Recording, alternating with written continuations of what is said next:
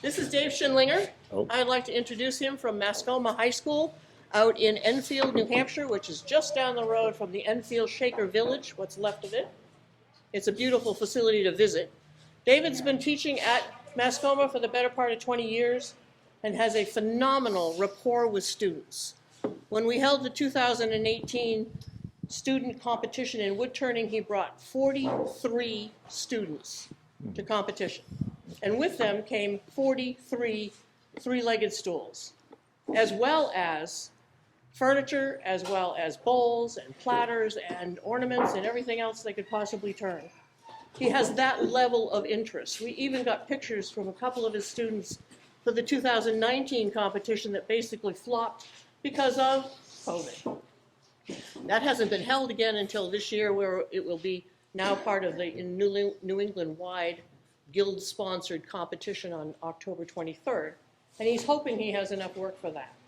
Certainly he has some pretty interesting projects he's done with his kids, one of which we're going to learn about today, which is whistles.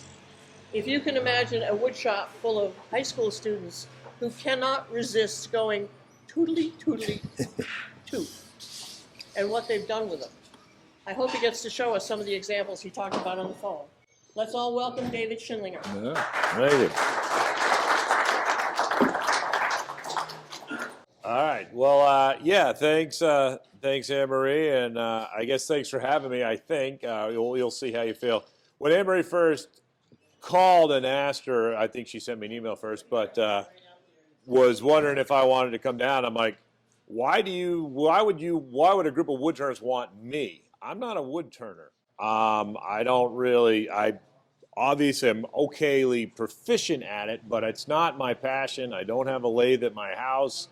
I don't make bowls on the weekend. I don't sell my work.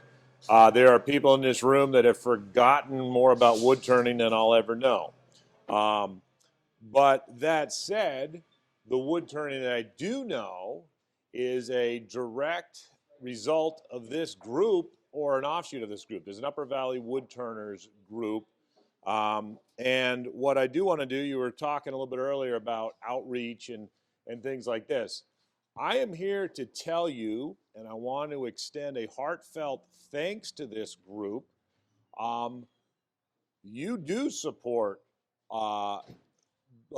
literally thousands. I mean, I've had at least 1,000 kids have gone through my wood shop since I've been doing the wood turning. That I've learned from either individuals associated with this group or this group directly at workshops and whatnot. So you've touched 1,000 people right there. And I'm not the only wood shop that in the state that gets reported. There's mentions of other ones. I am a member of the New England Association of Woodshop Teachers, and we'll go out. We'll be down in Connecticut, and undoubtedly something will come up about hey, you know, there's this guild, this New Hampshire guild, these woodturners group. They help out, and in other states are kind of jealous. I mean, and I wanted you to know, you believe it or not, like say the financially and materially, I would say I'm going to value easily over $10,000, probably closer to $15,000, has come just to my program. And like I say, I know there are other woodshop programs around the state that have directly benefited from either stuff or just people coming out. And as I'm going to talk a little bit, you'll understand how much that actually helped me and how that has actually got directly to the students. So like I said, I can confidently tell you that this group is indirectly, or maybe more than that, touched probably at least 10,000 students in the last 15 years that I'm aware of. So you are making a difference, and it does make a difference for kids, particularly in this day and age. With the students, I mean, as we all know, I mean, they all got a cell phone, and they do not make things much anymore. And so when it comes to wood turning and specifically, that's kind of the gateway, if you will, because a kid can make something relatively quickly that looks nice, that they're proud of. I really owe thanks to this group, because That was not my, that's not my background. So first I want to take a moment and thank people here, you know, and for a contribution. I mean, there's been a lot of support over the years, and so on behalf of my program, but also all the other wood shops in the state that your help out, thanks. It really does make a difference, and know that. It probably isn't always expressed. And to illustrate my ineptitude, or I guess, or lack of background, 20 years ago, I was a social studies teacher. That was my training. That's what I went to college for. And the woodshop teacher retired, and I had built some houses out west in in Oregon, and out in Washington, Seattle area. So I knew what a table saw was. But, you know, that's not, you know, so I didn't get my thumb down fast enough. And so, hey, you're a wood shop. Oh, great. And yeah, we fumbled around a little bit. I will say the first year I did what the guy before me did.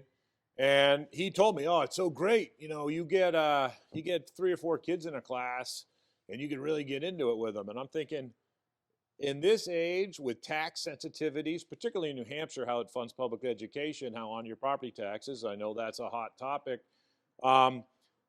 Budget cuts are made and stuff. Like I said, they're not going to, if there's only 3 or 4 kids in the class, there's going to be no one in the class. They're going to cut the program. They're not going to have, as handsome as I am, they're not going to have me in there for 20 kids. I mean, it's just not going to happen. So what can I do to increase enrollments? Because I do believe strongly that the kids making something in their hands is very important. I mean, there's brain science behind it. You'll be a better doctor, you'll be a better lawyer, you'll be a better accountant if when you're 14, 15 years old, while your brain is growing, to try new things, to use your body to make things, it just helps you. So there's a lot of evidence of that, and I do believe in that, and I've seen it a lot. But anyways, I fumbled through for a year or two with different projects with some mixed success. Footstools, I made the footstools a little bigger, and some coat racky things. But I'm like, what is this hook? What can I do to get kids more interested in wood shop? And always, you know, looking for things. And we did have the lathe. There was a lathe in the corner. It was a vintage Rockwell, and it said Enfield High School. Now, in Mascoma High School technically is in Canaan, which is right next to Enfield. In 1962, 5 towns merged and made Mascoma High School. So in 1962, Enfield High School had ceased to exist. So this Rockwell was from obviously before that time. So it was very old. And I really didn't know anything about it. I knew it was called a lathe. There was some nicely dusted tools underneath it. Were they sharp? I don't really know about it. Every once in a while, I didn't talk about the lathe. I was kind of scared of the lathe.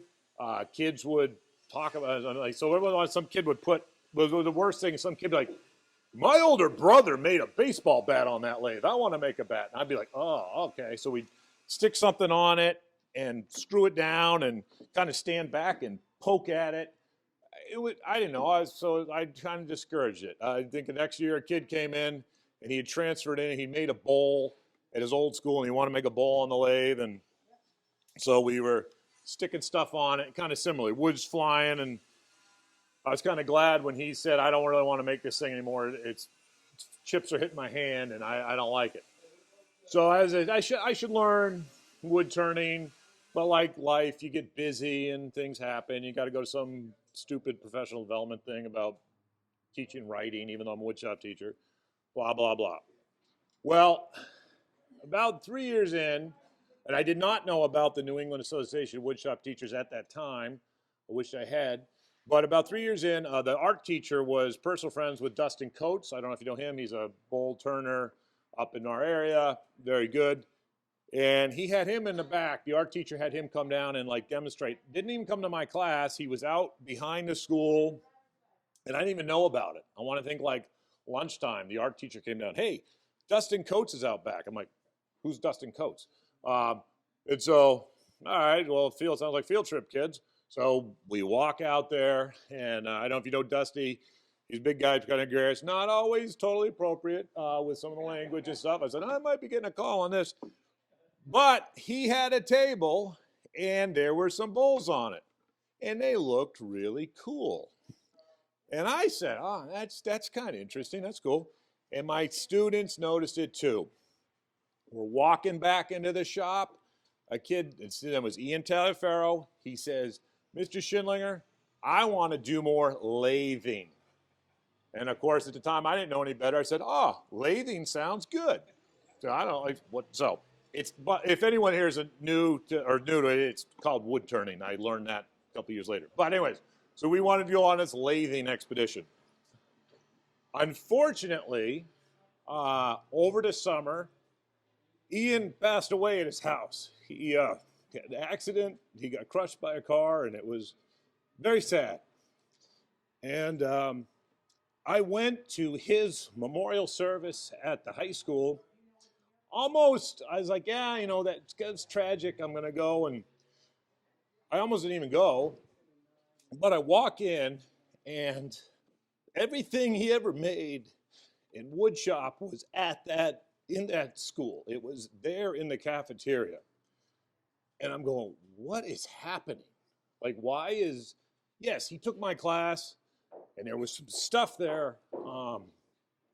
But I was like, why would you bring, I mean, his photo albums and stuff, and so his family, I didn't know his family. They came up to me, and they said, hey, just so you know, wood shop meant everything to Ian. And I guess I can mention that in passing. You don't necessarily know when you give $10 to a woodshop program what it might actually mean down the road.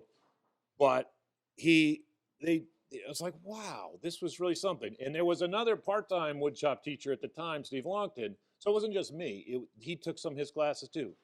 His best friend had dropped out the year before. He didn't because he wanted woodshop. And so it was like, wow, this really meant something. And the principal, of course, caught wind of that. And he came up and said, Dave, woodshop really meant a lot to Ian. We should buy a table saw and stick his name on it. I'm like, yeah, and I stopped. I said, Ian, he wanted to do wood turning. And if that's not an excuse for me to get off my butt and learn about wood turning, I don't know what better one than you want. So, okay. So I called Dusty up. I said, yeah, Dusty, we're in there, and this kid passed away, and we're trying to do this memorial program. And Dusty, I think, realizing that he probably wouldn't be entirely appropriate for private school audience, but he did do something very good. He said, write to the guild and get a grant. Write to the AAW. What AAW? American Association of Woodturners. Oh, okay. Write to the guild and write to the AAW. They'll give you money. Because the money that the principal said would be available for the table saw, that never happened. So I go figure. But wrote the grants, obviously, and received the money. Similar, about that same time, I went to Franklin High School, and Matt Serranian was there, and he did a great job with this wood turning. And he said the same thing: write to the guild, write to the AW. So I did. So I got 4 Rikon lathes, Rikon USA down in Billerica there. Very helpful. They'd sell the stuff at cost. And I think I did Penn State for the Benjamin Best Tools. I guess a note there for turning programs. Like, oh, yeah, buy these nice Sorbies and this and that. Matt Serranian goes, they're all the same when they hit the floor. So if it's get stuff you can afford because then you're not crying. I guess an extension very quickly. John Siegel, Peter James from this group, they have those old big tree turn sharpening systems. They hooked me up so we could sharpen. If you can sharpen something quickly and easily, the quality tool probably doesn't matter as much. I mean, so that was that resources became available to me because sure, I got the lathes, but I still don't know what the heck to do with them. It's still kind of scary, right? So somebody mentioned go to Peter Block's shop, and I'm like, yeah, I should probably go. I got to learn how to use these things. So I go down to Peter Block's shop, and actually that was one of the best things that I could. Is anyone here, two of the audiences, is there anyone here that hasn't done a lot of wood turning? All right, so I'll tell you this. This was the best thing about going to Peter Block's shop. I was petrified of teaching the kids the wrong thing. Like, no, we don't do it that way. Oh, yeah, oh boy, I want to make sure I do it right. Now, there's safety stuff. and I'll talk about that. I mean, there's probably a little inherent risk in everything, but there's safety stuff. But what was good about the Peter Block thing was that I saw that there was some differing opinions on how to do something.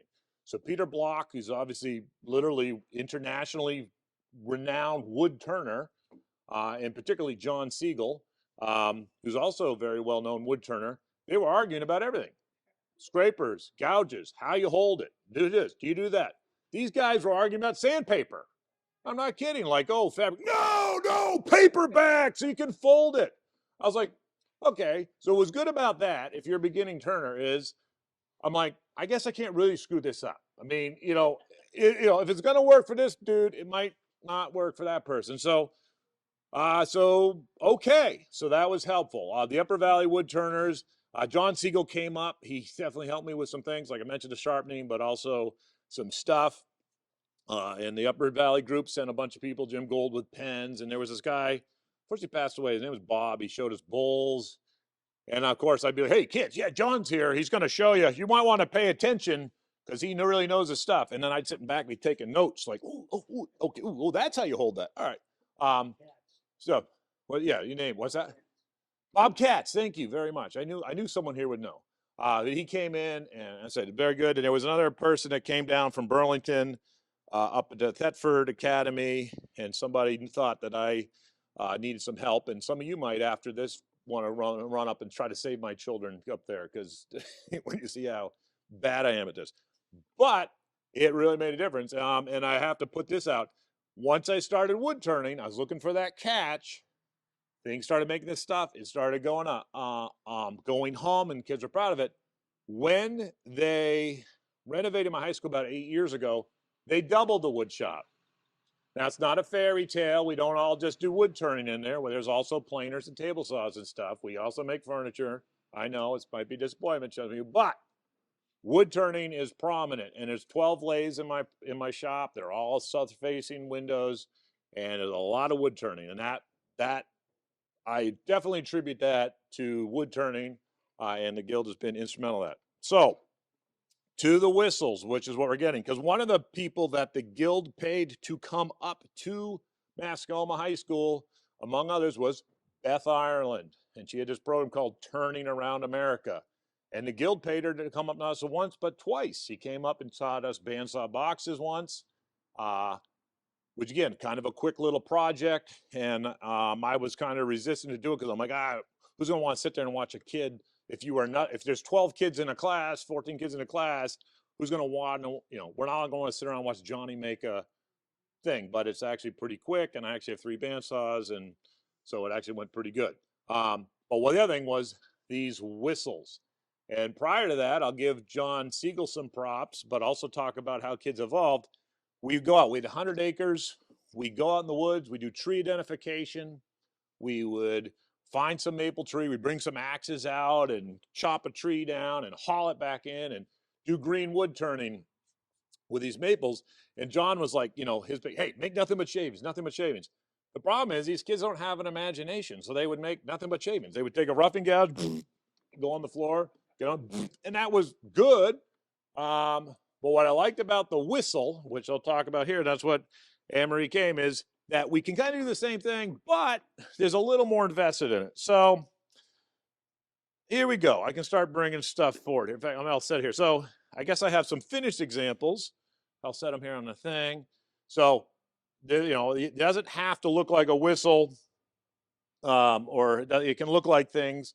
I was trying to make one, I guess, football-y, but they can be kind of artistic. Let's see, I think I have a couple examples here. Whatever, they kind of work. Anyways, if I'm talking about something like this, and I guess this is what really moment you want to wait for, they can make different noises. These are the 1/2-inch reeds. Do not recommend this for a class because they're all blowing and they're very loud. There is not a school bus driver in the school district that does not curse my name when the whistles get made. But what it does is it sells a program, because some kid on the bus was blowing that dang whistle, and then when I was in middle school and then they come to my house, I got to make a whistle so I can blow it back. and kids do get creative with stuff. I had one kid, I taught at a summer's program up at Granite Mountain School for a couple of years. So I did this with kids as young as 10, evolving it.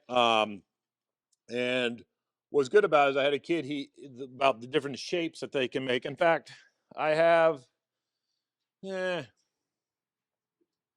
don't have to even be turned on the lathe. Like this kid is working on a race car. This kid is working on a whale. So they don't even have to be wood turned, but that's not what we're here talking about today. I just want to put that out as an aside. They don't have to be turned, but I like them for turning for teaching purposes. But I had a kid, he lived in the Dominican Republic, and he said, hey, I'd literally like to make a sword. I said, well, we can't make weapons, but there's no reason why I couldn't make a whistle that looked like a sword. So you could blow in the handle of the sword, but it was like 5 feet long. It was funny about it, and what's funny was I was a little bit worried, but he took it back up to and I guess the sword became like it was in the summer. Their play. It really became like a thing, and people kind of liked the sword. The next summer, the kid came back. He said, yeah, but he goes, hey, my dad said I can't make anything like that because I guess it cost a lot of money to get it shipped from New Hampshire back down to the Dominican Republic. So he said, I got to make it. So he made like a short little skateboard the next year. But the lathes can do a lot of things. So what do I like about the lathe? Well, or the whistle project. So you start, why I adapted it here. Why don't I take the finished whistles out of here? How's my hair, by the way? Am I looking good on the TV? Oh, good. So, anyways, Photoshop. to John Siegel's point, or even Woodsharp's point, like you start with this block of wood. Now, a hardwood is better. I don't, for sure. So we still burn wood up in Canaan. So some kids can go to the wood pile and get it. We can obviously go out and find wood, but we're not talking about anything that's particularly valuable or particularly hard to find. And why I like it as a teaching tool for these kids is we'll start off at the bandsaw. And it's certainly, I've learned you don't start off with the chop saw because that scares the crap out of some kids, and rightfully so. The bandsaw is a little more accessible. It doesn't make as much noise. It doesn't move around, doesn't chase you. And you get kids, and what I've noticed, so 15 years ago, we'll go back to the chop saw real quick with kids. I'd say, hey, who knows what this is? And, it's a chop saw. And who's going at their house? And most kids raise their hand. Who's used it? At least half the kids raise their hand. Now, 3 kids have one at their house, and maybe one's used it before. So, there's a risk-averse atmosphere. Even going out on the woods walks. Kids don't want to go out in the woods because of ticks. They weren't building tree houses because they didn't want to fall out. They didn't. They don't show up with a lot of background on making stuff. So honestly, the very first time they do anything is in my shop, and like I say, what I start out with is the whistle because I'm getting used to the bandsaw, cutting it. We talk about safety, safety glasses, and don't line a cut. You don't, where the bandsaw is going to get you. And so they start, and I have a big block of wood, and they'll cut it out, and they make a block of wood. Nothing exotic. The size isn't that special. I mean, 3/4 inch might be the minimum. I might limit it to 2.5. I mean, the piece of wood that I'm cutting out might be 2.5 inches, maybe 2 inches. That doesn't matter much, and it's kind of whatever laying around the shop at the time I'm doing the whistles. That's what happens. So I start with the wood, the thing. We can do the X. It's kind of nice. We talk about the concept of centering stuff. So this piece here is a wane. One of the people that came out to my shop early on was Dick Montague, Northern Vermont, and he showed me this little trick, and the kids love it. Oh, the finger drag. And, they just go and they learn how to center something, because you can obviously do this if it has a square edge by just taking a straight edge and going across and making an X. But the finger one has it's just more versatile. So even if the kids only make one whistle in their life, and that's what I'll tell them. You might not give a crap about the whistle. You might not care about the whistle. it's about learning things, and you can always give the whistle away to a younger family member, but preferably a cousin, and you give it to them as you leave their house, because they do that. But the concept of centering the wood, because if you're going to stick this on the lathe, you need to have a center. So you got to find that center so it's less likely to fly off. So we discuss that, and then they go over to the drill press. And I think I got some blanks here.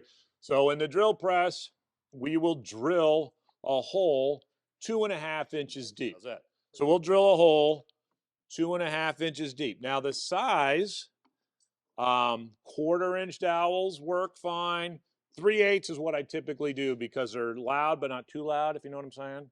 I think I have, so I do have 3 examples. So this is a 1/4 inch. I guess this looks like a baseball bat. Sometimes kids like to do that. So this is a 1/4 inch.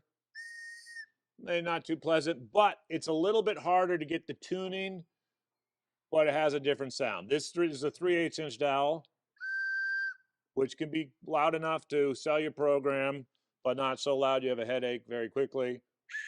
And this one, kind of obnoxious. That's a 1/2 inch one. But the point is, but I'll even talk about sizing. We have a little drill index. Take the dowel. Where did the dowel come from? If it came from Home Depot, it's probably a fractionally smaller than this size. So we want to get a smaller drill bit. The ones from my local hardware store, Canadian Hardware, love you. They actually sell true to dimension stuff. So picking the right size. Now that's important when you get to later on, you're making pens, because it better be a 7mm hole that you're drilling if you're making a pen to get that brass tube to glue in. You can't just, wing it with a 3/8 inch. It has to be the right size. So you talk about tolerances, and then so I got that little spiel, and then so they drill the hole again about 2.5 inches deep is what we're going for. You can mess around with that a little bit, maybe go 3 inches, but 2.5 is a pretty good baseline. But it's centering it.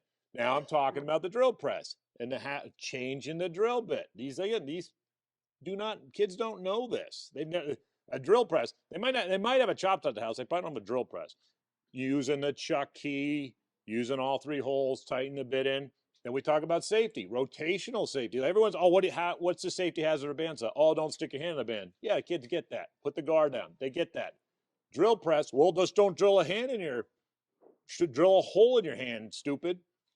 Well, yeah, okay. But what they don't get is the rotational part. Like, hey, we talk about, I got a little story of a cheerleader that got her hair wrapped around and pulled it out.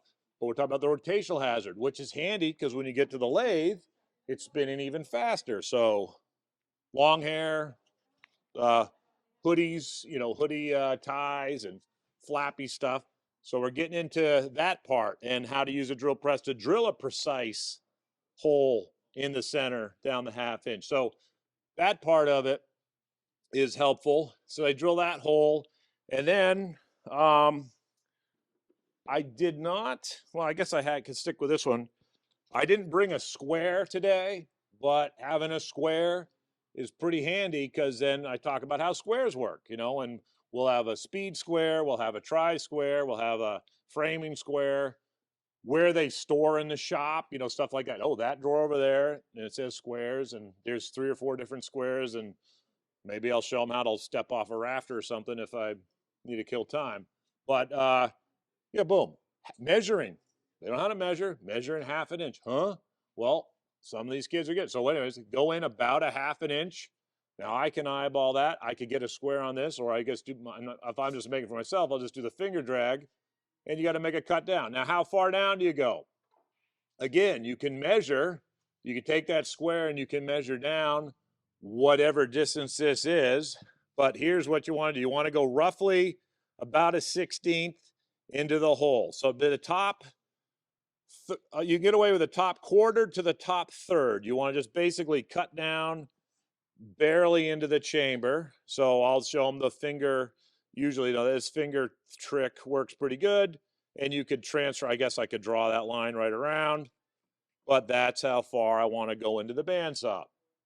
So again, from a teaching thing, line of cut. You could have your hand off here. You don't want to have a body part up in here. And then cutting in and then cutting back out. And that comes in handy when they're getting into bigger projects in the bandsaw and relief cuts. You can go in kind of straight and back out. But if you kink it, you can pull the band off the wheel. And we can have all those conversations. So that's pretty good. It's right already out here. Pre-prepared. So they do that one cut. They cut down and they cut back.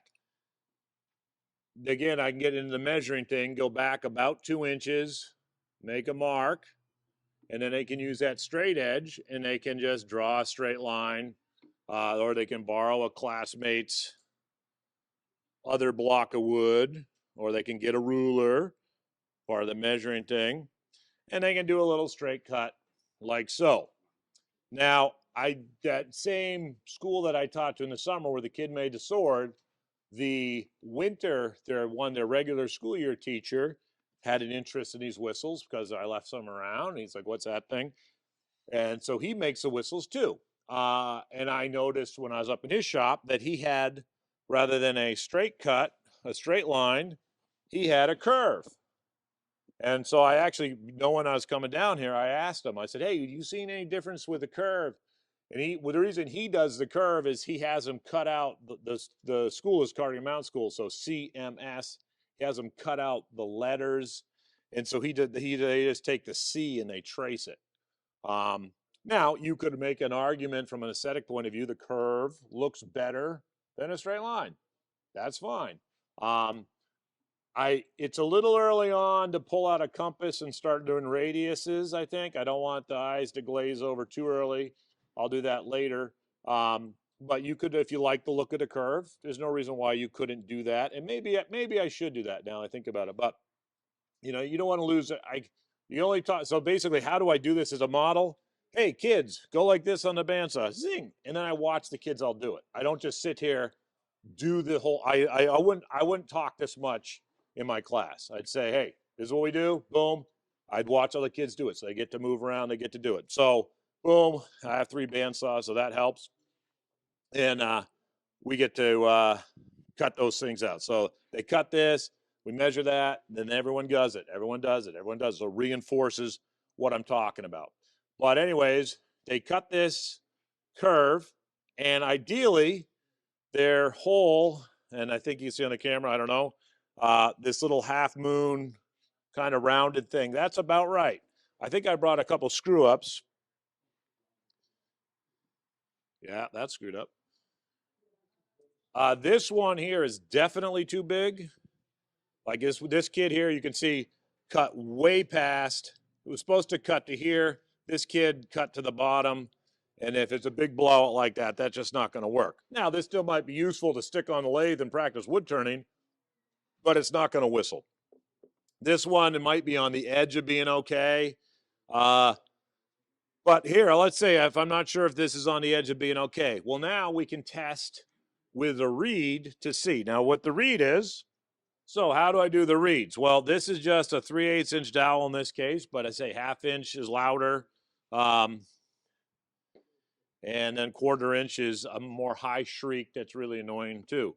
But so I take roughly the top third of the dowel off, and sometimes I don't do it in front of the class, but I'll just go to the bandsaw and do a little pool cue shot, and I cut a whole hunk of it. And then when the kids are ready, I'll just cut them off a little 1-inch piece. Sometimes I'll pre-cut them, have them sitting in a jar, or a wood turn bowl. A little anticipatory set, right? Get them excited. But anyways, I'm going to see. I don't know if this one's actually going to work very well, but what I start with is I stick the reed in basically the thickness of this mouthpiece. Now, this could be a little thicker than a 1/2 inch.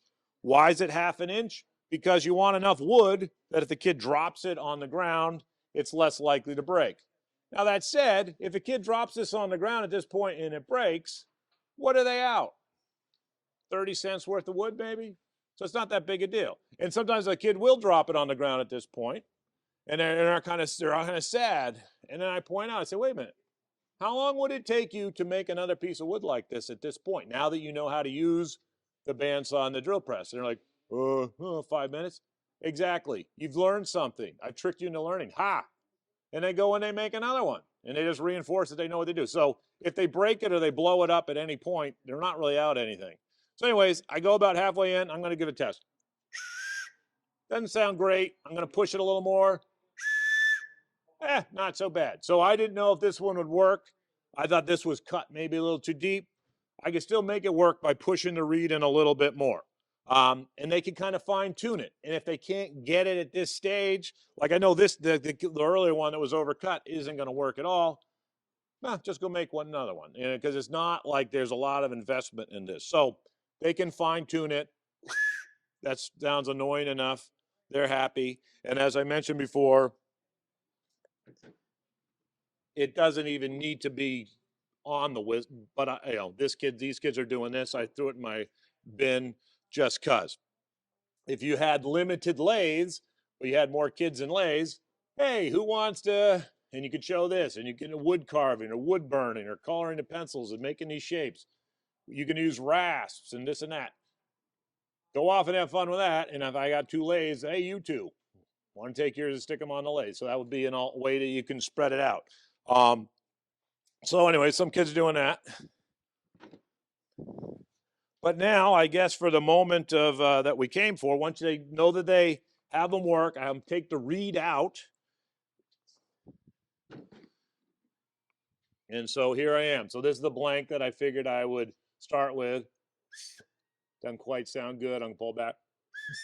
That sounds good enough. Now the kid could take a pencil, mark where it goes, and then they can just pop this out and they can stick it in their locker or tape it up, or what happens most of the time is they lose it, and then I just got to come to the reed, but whatever. This is, I've taken the reed out, and now I'm ready to stick this on the lathe, which I thought was, you guys thought that's where I was going to start, I bet. But, all right, so here we are.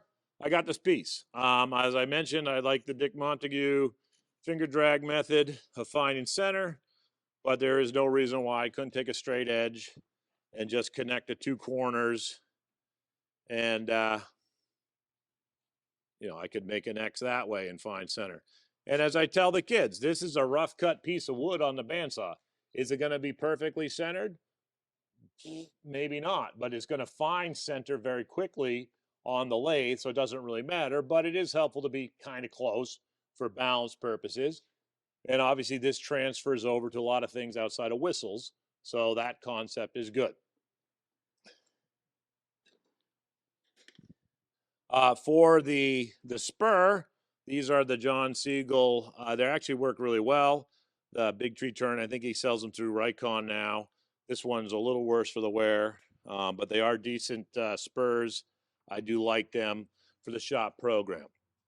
Now we're talking about lathe setup. So I'm like, believe it or not, kids, you want to be on the fastest speed with these, and that comes in later for the fastest belt speed. I'll turn the throttle down, the speed control, but we're having those conversations. And because this is actually relatively small in cross section, because it's spinning faster, it'll actually be break free, get it round actually quicker and easier if it's going on the higher belt speed. So talk about lathe setup, talk about using the spindle lock, locking down I'm now talking about the lathe. So we got the headstock and the tailstock, and how you want to slide the tailstock up versus just sitting here cranking this thing out until it falls out, that kind of thing. But how does it mount on the lathe? We got the center. The part with the hole in it goes on the cone, a cone center. Cone centers work really well for this. But, boom, I've already turned the lock on. So now I mount that here. I slide the tailstock in. Usually, like I said, usually in my shop, the tailstock is extended all the way out for some reason. So you back that off so you have some ability to actually tighten the thing. Boom, mount it, stick it in, make sure it's locked down.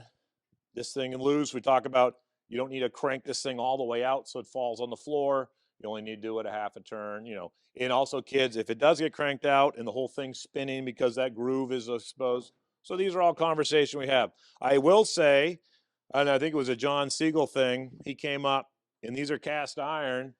They drill super easy, and you can just take you can tap them and put a secondary, just a piece of a bolt and a a nut on there, and so it just limits the extension. So that, and it helpful in the high school setting. Probably don't need to worry about in your wood shop because you know better, but you know, that is a way to do it, but you don't have to mess around too much. And so now it's, let's stick it on the lathe thing. Now, since kids know wood, they know, hey, this is not a great time to have, you have a little finesse here. If I sit here and I use all my strength and I just keep pushing this king, it's obviously going to blow apart. Now, is some kid going to do it? Absolutely. But they look at me and they're sad. I'm like, hey, how long would it take you to make another one like that? Oh yeah, and they're gone, and so that's good. So they go and they make it on reinforcing the skills. They're not doing all that stuff again. So that's not the end of the world. But I talk about it, and you want to tighten this now because I just put the lock on. I can spin this. Oh, this is spinning, and that isn't, and we're not quite tight enough. Tighten a little bit, test it. Tighten a little bit, test it. Tighten a little bit, and then a little bit of finesse. Still spinning a little bit. And and we'll have the conversation again. Lathe safety. If you were to take this block of wood and throw it as hard as you could at your face, you might not like that sensation. So, boom, is it on the lathe? If you can't pull it off the lathe, it's probably on there, pretty decent. And again, it's not spinning. I'm feeling pretty good about that, and turning the lock off. But again, now they're getting familiar with the lathe. That's really what I'm looking at. So cool. So now it's tool rest time. This feels pretty good. I could lock that down, I suppose. I never do for some reason, but now the tool rest. You don't want a mile out here. You want to come in as close as it could be without touching. We talk about why you would never want to have your hand go here, like degloving, and the kids get that. So that's pretty good. And give it a test spin before you turn it on.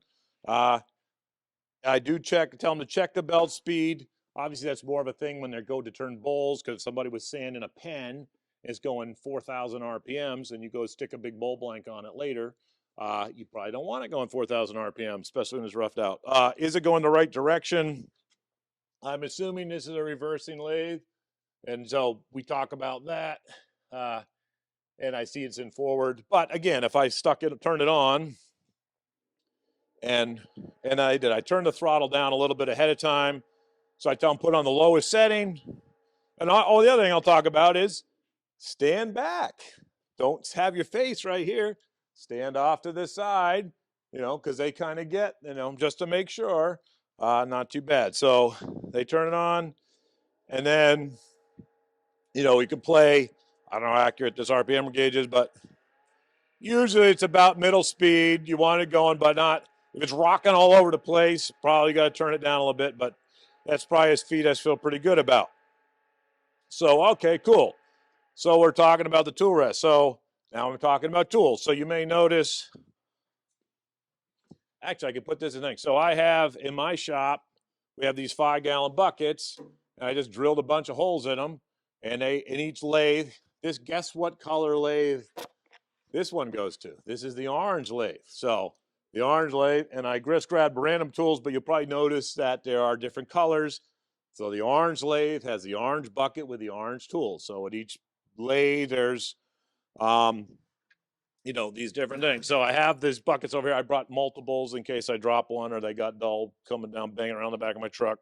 Hopefully I can get through this. But so, of course, we'll talk about sharpness, and we'll see how bad I did on my truck. This is not bad. Does it slide on my fingernail? No, it does not. I don't show them how to shave the arm hair. That's not how we test. Boom. And then, again, John Siegel, I actually had both. John Siegel gave me one of his big tree lockdown guitar fretboard sharpening things, and Peter James, I was able to get one of his, which has like an angle iron piece of metal, but similarly, and I show him about sharpening. So this one on my tool, this says 11. So I guess on the bottom of the tool, it says 1-inch R. What's R for? Roughing gouge, and we'll talk a little bit about it. But also more importantly for them is the 11. Okay, so that's how I want to sharpen it. I can set it to 11, stick this in the base. And, I talk about, I said, I want to watch it. So everyone grabs a tool, they come up, and I watch them sharpen it because, I don't want them sharpen upside down. But if they do sharpen upside down, the beauty of that big tree thing is they're not going to screw it up too bad. You know, I mean, it's pretty quick to get it back, unlike a grinder. So I'm pretty satisfied with this tool, rough and gouge. And so we'll talk about that. So I'm going to turn this on. But what John Siegel showed me, like this was his big thing, always touch the tool rest first. Two hands on the tool, always touch the tool rest first, because if it comes around and it pinches your finger, you're not going to like that. So that was a good one. Again, I used it off the side at first. Good to going. Tool rest first. And then I just come into it. Nothing's happening. I raise my hand up until I cut. And then this goes at 90 degrees. And since most of you are experienced wood turners, this is not news to you. As the tool gets dull, I can rotate to a sharp section, or I can rotate just to send the chips over there and not have them go in my face. So that's another thing that they can appreciate. And as the tool, as I remove material, especially at this stage, I'm now creating more space between what I'm turning and the tool rest. So shut off the lathe, move the tool rest in as you go, maybe double check the tightness because wood compresses and it might loosen up, but this still feels pretty good. And as, of course, you come in, you can now start speeding up and tool rest first. My tool rest's a little bit high, so I might lower that. But boom, and then I'll send them off, and I'll let the kids go and do that, and they get their wood round, and they go, oh, that's pretty cool. And I made chips, and now I have something that looks kind of cool. And like I said, for the kids, they're kind of excited because they have just made something. And like I say, more and more these days, this is the first time they ever made anything. And it's kind of cool and scary and sad at the same time, but it is neat for them to do that. So now we talk, and so I don't know, since this is a group of experienced woodturners for the most part, like I said, I would go send the kids loose at this moment, and they'll go do that. And I can do what your pleasure. I don't know if you have comments or questions now, it'd be a great time, I guess, or I just keep going. Or maybe you guys have suggestions like, oh my gosh, you just did something that terrifies me, and I would never show somebody that. Any comments so far? Oh, yes, you can. That's an excellent question. So I don't know if you heard on the microphone, can you tune the whistles? I haven't done a lot with that. I have had some music. That's a fantastic question. I've had some kids very musically inclined, and you can, there's some variables. It's like the camera's here. How much material you remove here. You can get into that. The reed size, obviously. The depth, you can go a little more. I drilled 2.5 inches, but 2 3/4, 3 can give you some different sounds. And if you have a tuner, you can start playing around with that. And there is, this year, I've not been able to recreate it. However, I have a semi-pathetic example that if you drill a secondary hole up here, and I think I kind of had this half working yesterday, because I knew there'd be someone like you out there. I knew it. And again, this is going to be a bad example. Terrible, maybe. I had it blowing earlier even, but there you go. Can you hear a change? That's not a great example, but sometimes these kids will play with that and they can get them tootling along. And the thing is, you can test this early on in the stage, and if you can get a two-toner, so they're, I don't necessarily advertise it because they're doubly annoying. You know what I mean? Like, you're like, holy cow, like, let's get this thing done. Let's get done quickly so you can get the whistles out of the shop. And then I hear about it in the faculty room. Oh, I see you're doing whistles again. I wonder how much the tone changes as the wood changes. Well, the wood, so hardwood is best. And hard, like this is like, so yeah, you can definitely play with different species of wood, denser wood. You can get into that. At the freshman, particularly the freshman boy level, that's not what they're focused on. But yes, if you were somebody musically inclined, that would be a great avenue to go. And there certainly is a science to it and low pressure and this and that. which I've yet to explore, honestly, but you could. But that's an excellent one. So yeah, so like I said, so that's the thing. You go on that. You got the different tools so far. You got the science and or the musical aspect of it, which can be appealing to some. Somebody has asked me before, how many girls I have in the class. I probably about a third girls in the class, and I think the whistle's really a part of it because this is made early. Kids are blowing. Oh, that's kind of cool, and you'll see how artistic you get with this thing pretty quick. But they'll get it round, and now we're ready to start talking about shaping it. Now, I'm not obviously bowl gouges and making bowls is something different, but this is the entry thing to it because a lot of the things, the lathe itself, the headstock, tailstock, tightening it, tool rest, all that stuff is going to transfer over. But now we're ready to start talking about making this thing look like something other than a stick of wood. I will talk about how, well, let me grab a tool here. So again, in my shop, so this is a 1-inch spindle gouge. It says 1S and it has the number. This is an 11. So I set this to 11 and sharpen it. It looks like I brought with me a couple different sizes.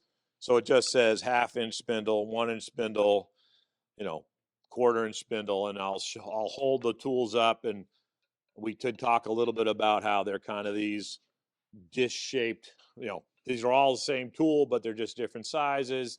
And I can show them a bowl gouge and how it's deeper and like a bowl. Go figure. But they don't have to remember that because it says the thing right on it. So depending, usually I'm just start off with a 1/2-inch one, but I let them pick. And we'll talk about holding it. Hey, do you want to hold it like this? Do you want to hold it like this? Yes, tool rest first, 2 hands on the tool. You can choke up a little bit. Play around with that. Do you want to be more like this? Some of the kids, want to lock into your hip and go back and forth. That kids, some kids like that kind of stuff, which is good. Usually once it's round, I will show them, and this is actually pretty helpful with pens, but to turn the end, that's where your mouth goes, but also that's a bandsaw cut. So now I made it nice and perpendicular to the lathe. It looks nice. Obviously on the spur side, that's a little harder to do. But I'll say, hey, just get groovy with it. Get used to just try things, you can make a groove. And so, I'll show them. All right. I knew I had a pencil here somewhere. They can, if they want to, again, get back to measuring, if they want to sort of plan out, I want to put a groove here, here, and here. Oh, I screwed that one up. Well, just get rid of it and put it here. It doesn't matter what you do. You're the artist, and think about it. Don't like it? Get rid of it. All right, now do it there. So what can I do? So you can go in, and the kids poke in, and maybe that's all they want to do. Hey, that's cool. Or they want to, all right, then we talk about, hey, so I got, a tool's at 12 o'clock. You go to 3 o'clock, 9 o'clock, but also you twist it as you go. So I come in, have yourself a little contest. Come switch hands. Try switching hands. Try to match it. Just challenge yourself. You're learning something new. If you screw it up, you can make another one. But most kids, because they've put a little bit of time into this, they're a little more invested than just making shavings. So they think about it. I don't have a lot of kids just screw this up. They'll play with different things, and they're playing with different tools, which of course is the whole point. And they can, so that was that. I try it with a smaller one. They can, and again, just see how that works. Blah, blah, blah. They're playing with that. And like I said, that's what I'll set them loose on that, and they'll go and they mess around and they make something eventually that they think they're somewhat happy with for the thing. So, and again, as I said, I'm not a wood turner, so I'm not going to try to dazzle you with my impressive skills because I don't have any. But I let the kids play around with that until they get a shape that they're happy with. And so boom, and I said, look, I'll do it. So any questions, comments, concerns so far? All right, awesome. So these kids, and again, why this is maybe a better teaching tool than just giving them a block of wood, is now we can talk about sanding and finishing on this on this whistle. So they go and they do that. They play with the shapes. They mess around. Okay, so cool. So now let's talk about what else we could do it. So we'll talk about sanding, and I might probably want to say so. Again, we'll talk about tool safety. Take the tool rest right off so you don't have that pinch point. You know, we talked about that before. You don't want your hands going in there. But if you take it off, you can start doing this stuff.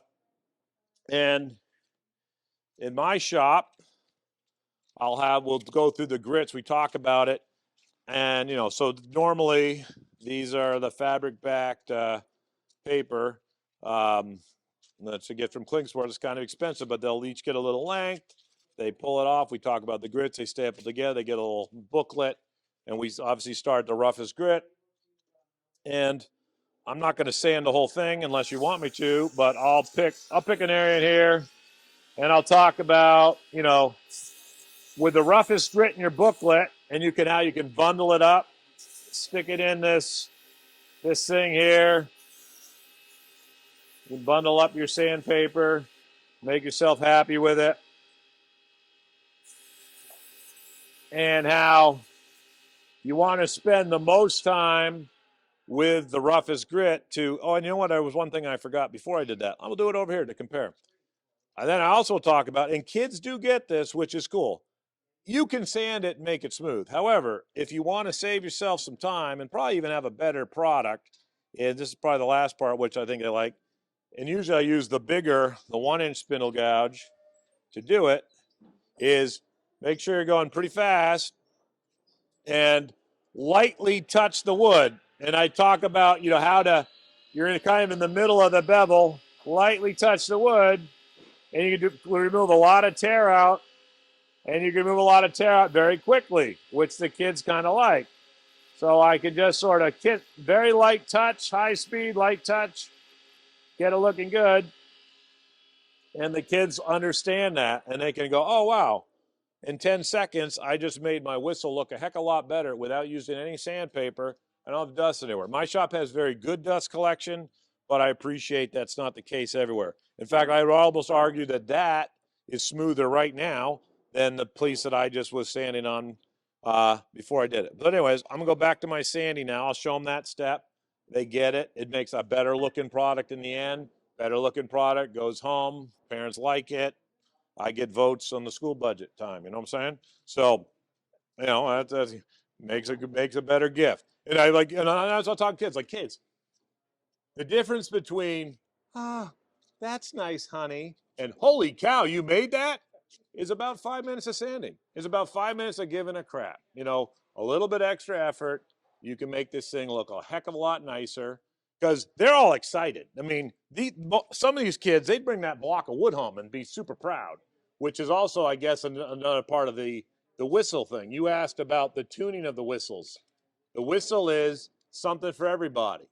Some kid who's maybe a little lower skilled. I do have special needs kids that have paras in there, but actually, honestly, those kids usually do pretty good. But I have some kids that, if they can make a hunk of wood that makes noise at the end of the day, they're happy.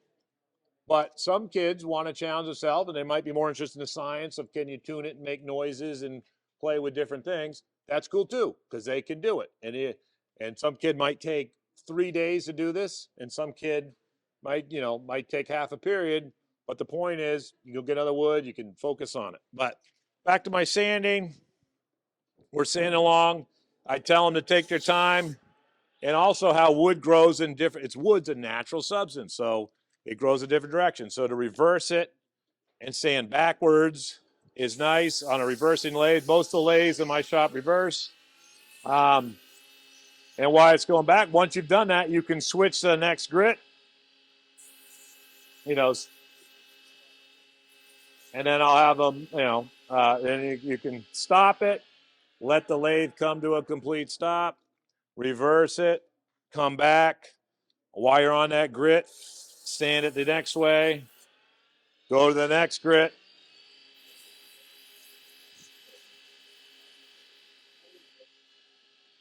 stop it, reverse it, so on and so forth. I don't think you as great as I am at sanding. I'm sure you don't need to watch me sand all the way up to 600 grit, but it doesn't take that long. And again, kids get it that, oh, wow, that looks much better than it did when I did that. That looked cool, and I was excited about that. But now, oh, a minute later, I now have it looking like that.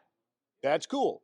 And so that's one of the great things about these turn projects on a lathe is that they can happen pretty quickly for kids. And so it's kind of the gateway to woodworking. So they can do it quick. They might not have the best attention span, but they get this and they go, oh, that's pretty cool. So a couple years ago, you know, normally, so let's see, what would Beth Ireland do? She showed me, you know, just canning wax. And what's nice about canning wax is versus a paste wax or some other finish is this could be on the floor in a pile of sawdust, which is exactly where I pulled this from to bring it down here. This is just your paraffin wax. You can't spill it. It's not particularly expensive, and it works pretty good. Am I going the right direction here? I'm good. So I can just rub this a little bit on. A little bit goes a long way. Let's see. I'm going to really take it on hard here, but I really only do a little bit. Take a rag, friction melt it on, and let's see here. You don't need to put much on. I think I'll have two different things here. I guess I didn't cake it up too bad, but the kids can see. Oh, that was pretty easy. That was pretty cheap. You can buy from Penn State that PPP, the perfect pen polish, and there's different stuff, and there's all sorts of waxes out there, and they are in fact nicer, but for an entry-level thing, not bad money. I've got this here. Now, things that happen. Sometimes the kids will cake it on a little more than they want to. We'll talk about friction, but you can see down in the grooves, the wax builds up. So how do we get that? Well, back to their friend, the bandsaw. Again, not too hard to find a scrap of wood.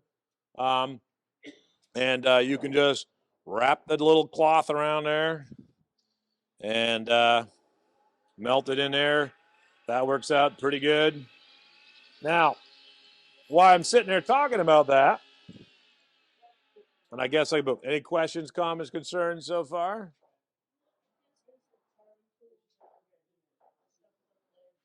Carving tools like this or different? Oh, if I were to say lock it, come on in, let's pretend this was my...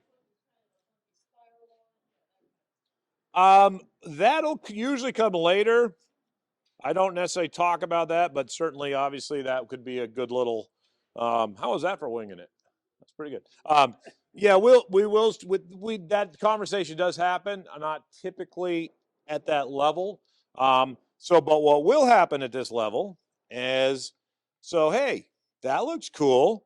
Now, and I used to mention, hey, go home, steal your mother's hair dryer, smash it on the floor, take the nichrome wire out, and it works pretty good. And we can take it and we can rub it here in the grooves or somewhere else. And let's see here. I can do it. Now, the problem when I found the nichrome wire is they have to move it back and forth or they melt through it. And there's only so many moms with hair dryers, before they start burning these things. So I don't know. I had a kid about 3 years ago. Guitar string. Well, check out this. Remember this block of wood? I don't know where I'd find this, but they just sharpen that up. Oh, does the same thing. And I don't have to worry about the wire. And so these kids, oh, this is fun. And they're having a great time. And that doesn't cost anything. So look at that. Oh, that's fun. Yes. And so that works pretty good. So I don't bother with the wire too much anymore because we can do that. And so if you like that, and now we'll have a conversation about, hey, less is more. This looks like crap. This is cool. This is probably overdoing it. Oh, well, what do you do now? Well, you just come in and you can touch it with your tool or just sand it off, and we'll pretend it never happened. So if you do that, that's good. Now, along the way, so I get rid of that, but so the shadiness and that, and I really like it that way. Okay, that's fine, but You're representing me too, kid. You represent all. So, all right, what else can we do? So once again, I had a girl a couple years ago. She was in there. She had some colored pencils. And I was like, yeah, well, can I try? I'm like, I don't know, give it a shot. So sure enough. So whatever. You can obviously put a little bit of color on the thing.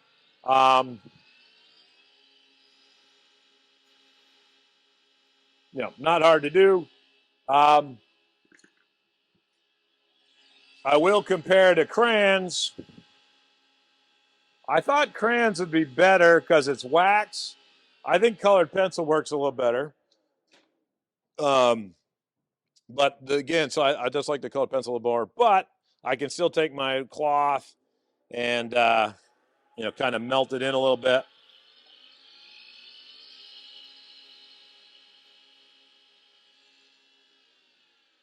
And they can add a little bit of color to their thing, and then they can even take the wax. Sometimes putting the wax over it messes with it a little bit, but it just gets them thinking about it a little bit, and that's what do you want, right? If it makes them happy, melt that wax. Oh, I took too much off. Well, you can put more back on, and they play around with it.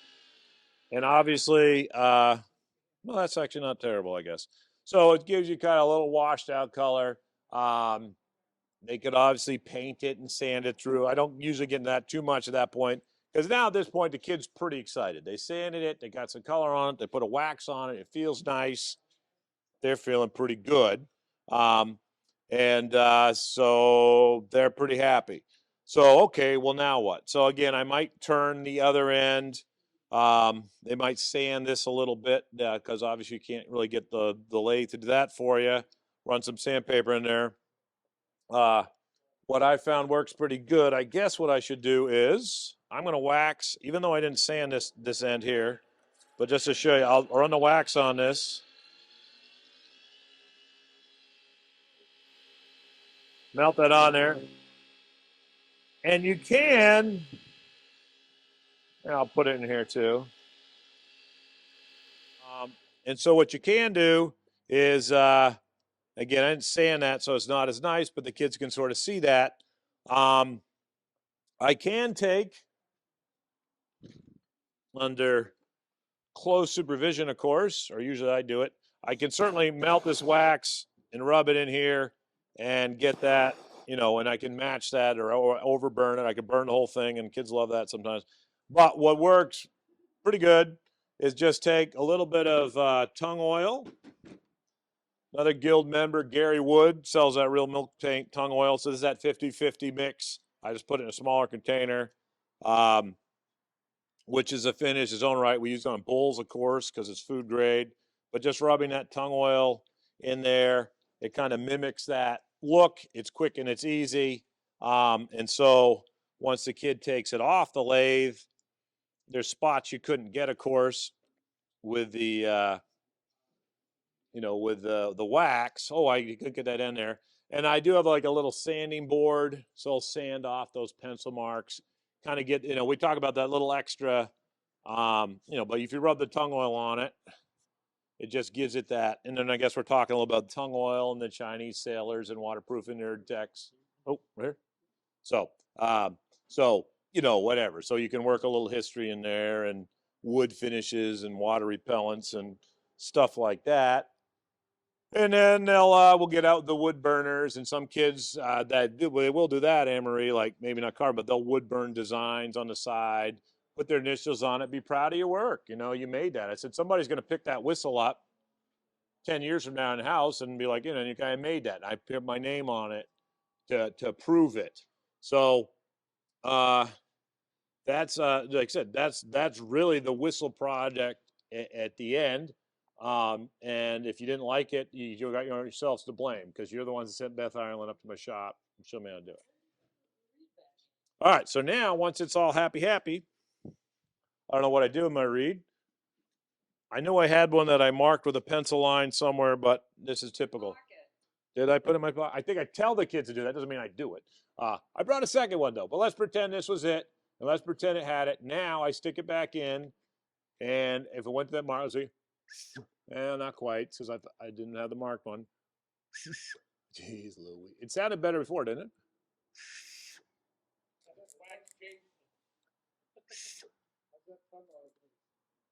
Well, it's food grade. So we'll talk about the citrus solvent and how. Alcohol. Um, I am surprised this one does not work. It did whistle before I put on there, didn't it? I don't remember. Yeah, I don't know.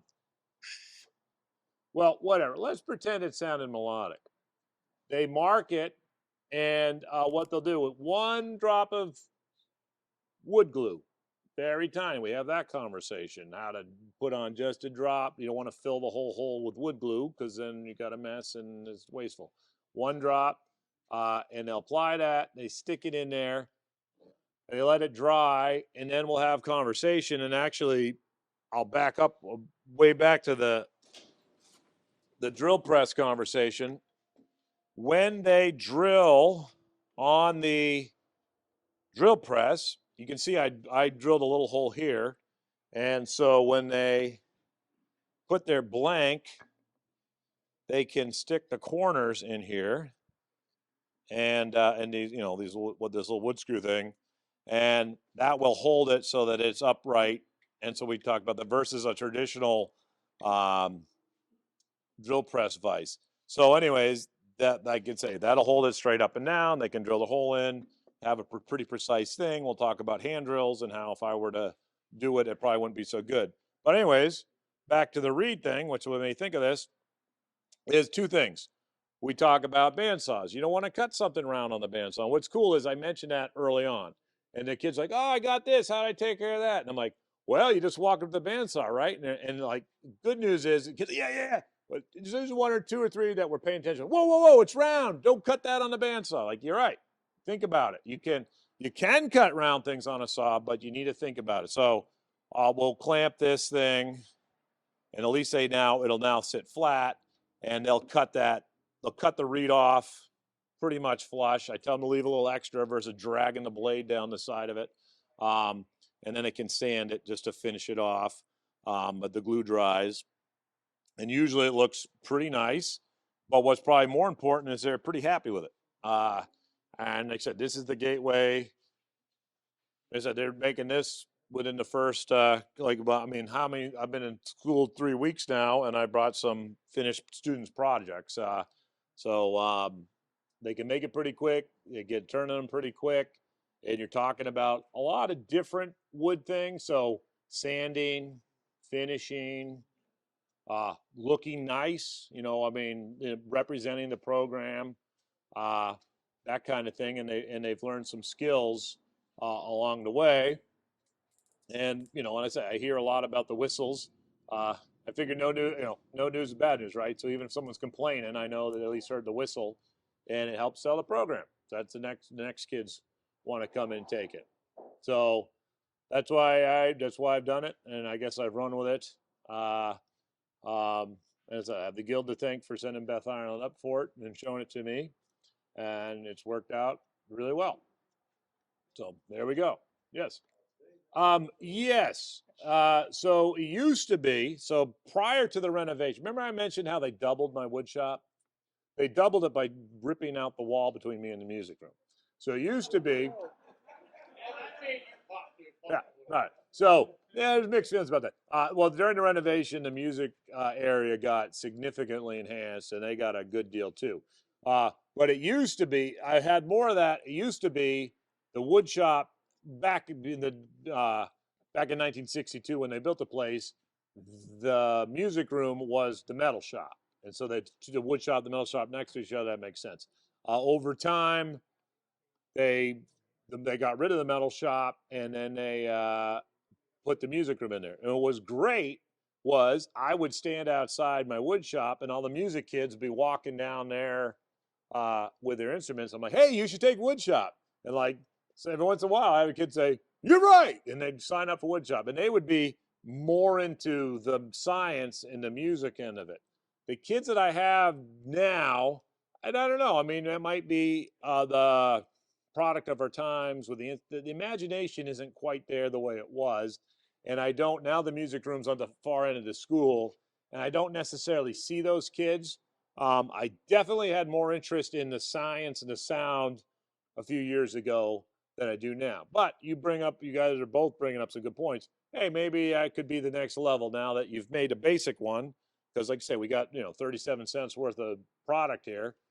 You can make another one. Now we must think on the next one. Let's think about how we can make it 3 or 4 times as annoying as the one, or maybe it will be less annoying because it has a good pitch. But that's a good suggestion. Yes, I did a little bit. If you look on YouTube, there's somebody that's making one of these out of a carrot.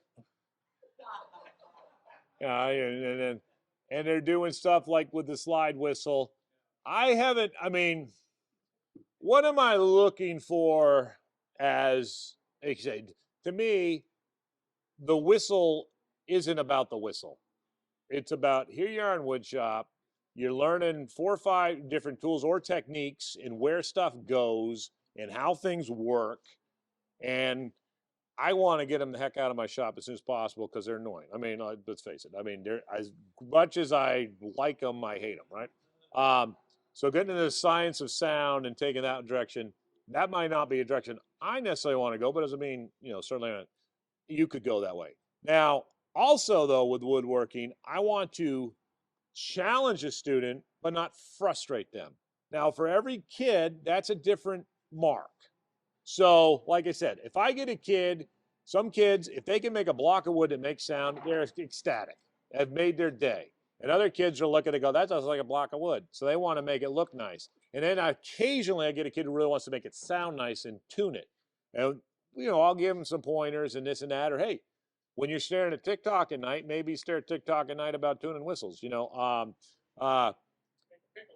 Yeah, and some kids will come in, and I had definitely had some kids in the past, not recently, but work around with a couple different holes and playing around with it. The through hole thing, I have looked at it, and I look at things and I go, I think that's just going to be a little beyond, and I don't want to.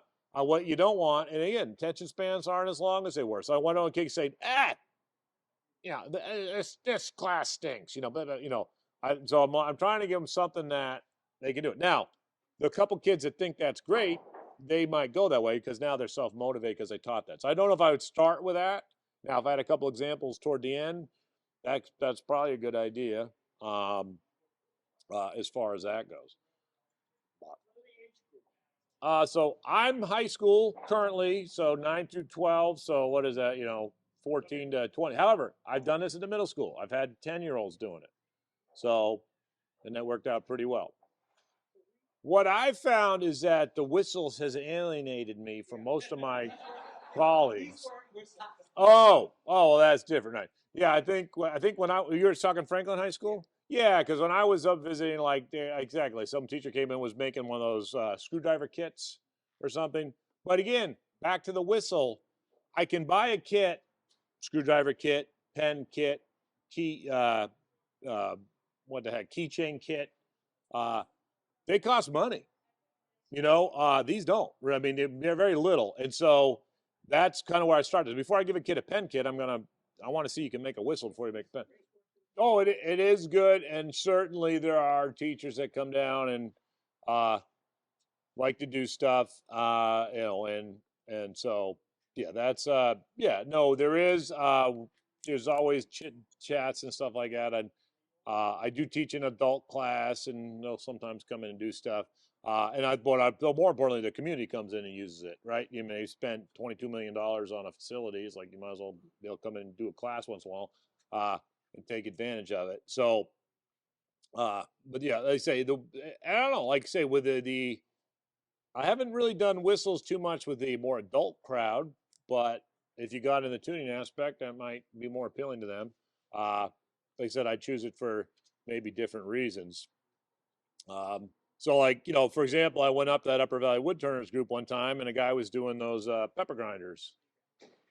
And when he changed the drill bit for the 3rd time, and you have to drill down a certain, I'm like, I'm gonna lose them. I mean, they're not. He goes, first of all, I'm gonna have these $20 pepper kits that are gonna, half of them, or maybe more than half, are gonna fail miserably, and I'm just wasting my money. And that was my concern with pens, I guess, if I want to talk about as a teaching tool. So I was like, I don't want to do pens right off the bat. Again, because it costs some money, blah, blah, blah. But then Jim Gold from the umbrella group, he was pretty persuasive and persuasive. He's like, I'll come in and show pens. And of course, the kids loved him. And I was like, all right, well, so I'll do a thing where you make 2 pens. You make one for you, you make one for me. And I would sell it, and as a thing. We'll sell bowls and stuff. So that back to that Ian Taliaferro, the kid that passed away, we have a scholarship fund for him. And it's funny, his family, it's pretty funny. His family, they're like, Ian wasn't going to college. So that's what his family said. Like, he wouldn't have gone to college. So to have $500, $1,000 scholarship, like, that wouldn't have been what his did. So the trade school, and like, well, what if you gave him, what if we just gave him $500? And Ian's brother, it's like, Ian probably would have bought a bag of weed. Like, it's like, we don't want to just give money to kids so you know what we do? With Rikon USA, we buy a lathe at cost, and on scholarship night, I roll a lathe out and I give it to a kid who most embodies Ian's spirit. Now, I can make that up however I want, but usually it's a kid who's, nice to be with. And it's kind of the highlight of the night. I mean, sure, everyone else getting an envelope with a check. This kid has to figure out how he's going to bring a lathe home. So, and other kids see it. And what's nice is I want to take wood. I get a lathe. Hey, Mr. Shinlinger, who are you giving a lathe to this year? I'm like, wow, we'll have to see. We'll see who cleans up best. That kind of thing. But anyways, how do we buy the lathe? We have to sell stuff. So, people do make contributions, hint, hint, but we sell bowls. It's out in the community at different spots. They see we're making pens and bowls and stuff. Not so much whistles, but snowmen. Most recently, we had, this thing did whistle before I brought it down. I don't know what happened, but whatever, the more the snowman. And like this particular piece of maple was it was a tree that was growing on the town green, and they had to take it down, and Canaan had a big fire in 1923, and the town, all downtown burnt, and they planted this tree, but it had just died, and the highway department was hauling it away, and I called the town administrator and said, hey, can I get a hunk of that? And they brought a dump truck over with this big round, and we cut it up, and we made some bowls and stuff, and there was a big raffle for the bowl and stuff. But anyways, we sell these things, and that's where I get the money to buy the lathe. Rikon sells it to me at cost, which is very generous of them, and I'll buy one of those little 4-in-1 Rikon tools to go with it, so they can actually make something.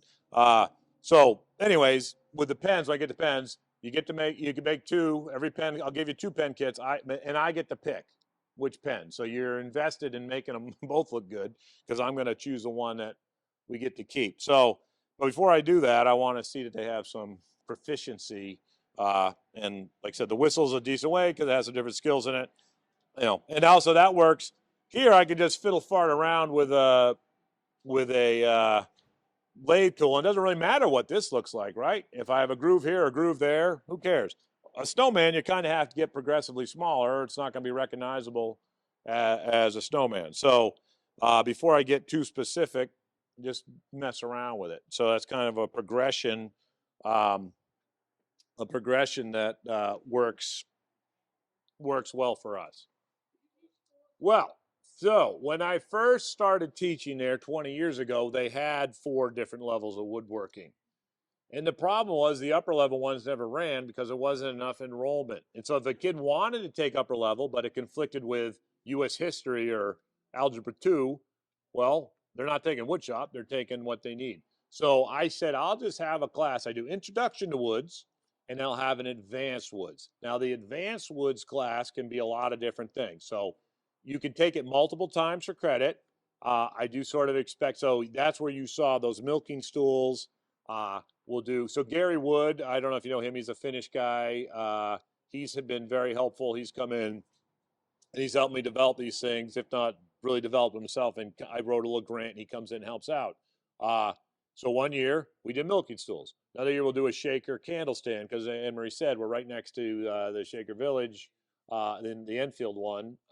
And so there's a history there, and they're turning that centerpiece, and they're turning the top. I have 4 bigger lathes, and they'll turn like a 14-inch top, which is obviously just simple bowl, but that goes on this candle stand, we'll index it and stick the 3 legs on it.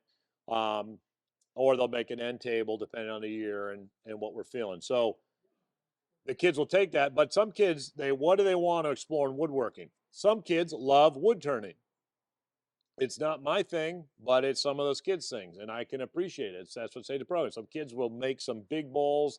I have two big Powermatics that the Guild helped me buy, by the way, from Dan's Mac Saver in Charlestown. If you're looking for power equipment or lathes, great guy to deal with, and he gives everyone a very good price. In fact, I was a little bit annoyed at Dan, so I bought the lathe. The Guild helped me buy 2 big Powermatics. Whatever. The model doesn't matter. I know they're 20 somethings. Anyways, $5,000 lathes. Dan sold them to me for like $3,500 each. And then my neighbor down the road is into wood turning, and I know he needed a lathe. I said, hey, you might want to go check with Dan down at Dan's Mac Saver because they sell these. He gave us a good price. Now I didn't tell him the price because I thought maybe because I'm a school or because I'm exceptionally handsome, he gave me a good price. That's not what happened. He sold to him for $3,500 too. I was like, what's up? But anyways, the point is he sells, he just has a good price. And he does, so Raycons, Jets, Powermatics, he has some other stuff in there, and lathe tools. And he's been very good to deal with. He's been very generous. Usually every time I go down there, and he'll give me piles of sandpaper and stuff too. So he's been very generous to shop programs, but I think he's generous to anybody if you go waltz in there. So a little plug for Dan on the stuff. So anyway, some kids are really into bowl turning. Some kids want to make, dining room tables, So when you take advanced woods, you can kind of pick your path, if you will. It's a big shop, spread kids out, because that's better to me than sitting around, okay, we're all going to make the same thing, and we're all going to sit here and watch Bobby do this cut on the saw because there's only one saw. But I'm pretty well equipped, so I have 2 or 3 of most things anyways. But rather than sitting around watching you playing your stuff, we can all, hey, we can't get on that today. Go make a bandsaw box. Yes. I've been fortunate, obviously. Some classes, yes, not specifically because there's someone in the class because of me. There has been conversation about that. It's sometimes the Gary Wood one, but like I said, I've had different folks in there at different times. And usually what happens, when I get somebody like Gary Wood, the 3 or 4 kids that really want to get into woodworking, Gary, you take those guys, and I'll deal with the rest.